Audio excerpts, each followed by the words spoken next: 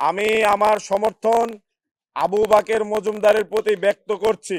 আপনারা এও জানেন যে আমি একটি প্যানেল থেকে, সমন্বিত শিক্ষার্থী সংসদ প্যানেল থেকে জিএস পদে প্রতিদ্বন্দ্বিতা করার সিদ্ধান্ত নিয়েছি এবং আমার জায়গা থেকে সর্বাত্মকভাবে আমি প্রস্তুতি নিয়েছি যেন ডাকসু নির্বাচনে আমি জিএস পদে নির্বাচিত হতে পারি।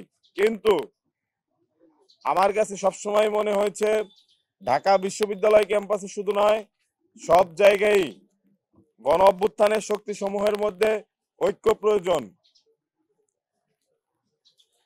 সেই জায়গা থেকে আমি মনে করছি ঢাকা বিশ্ববিদ্যালয় কেন্দ্রীয় ছাত্র সংসদ নির্বাচনে যদি গণ অভ্যুত্থানের সামনের সারির নেতৃত্ব নির্বাচিত হতে পারে, তাহলে যে কারো চাইতে ঢাকা বিশ্ববিদ্যালয় শিক্ষার্থীদের প্রতি তারা বেশি দায়বদ্ধতা অনুভব করবে। কেননা যাদের ইতোপূর্বে ঢাকা বিশ্ববিদ্যালয় শিক্ষার্থীদের স্বার্থে লড়াই সংগ্রাম রয়েছে, তারাই ঢাকা বিশ্ববিদ্যালয় শিক্ষার্থীদের পরিশ্রমের মর্ম বুঝবে এবং তাদের জন্য অধিকতর কাজ করবে। সেই জায়গা থেকে আমার মনে হচ্ছে আবু বাকের মজুমদার গণ অভ্যুত্থানের একজন অগ্রসেনানী, আমার স্নেহধন্য ছোট ভাই। সে যদি জিএস পদে নির্বাচিত হতে পারে, সেটি আমার বিজয় বলে সূচিত হবে। আমি আমার সমর্থন আবু বাকের মজুমদারের প্রতি ব্যক্ত করছি।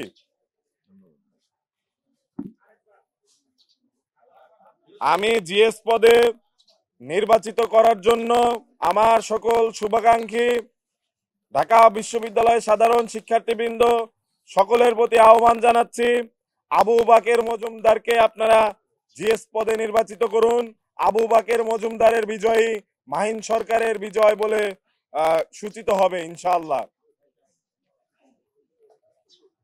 যেহেতু এখন পর্যন্ত প্রার্থিতা প্রত্যাহারের কোনো সুযোগ নেই, সেহেতু প্রার্থীর তালিকায় মাহিন সরকারের নাম থাকবে।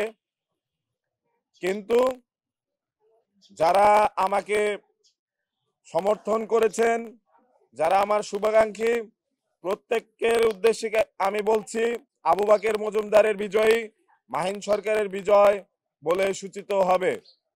তাই আপনারা আপনাদের মূল্যবান যে সমর্থন ভোট, সেটি দিয়ে আবু বাকের মজুমদারকে বিজয়ী করুন এবং গণ অভ্যুত্থানের শক্তিকে সুসংহত করুন।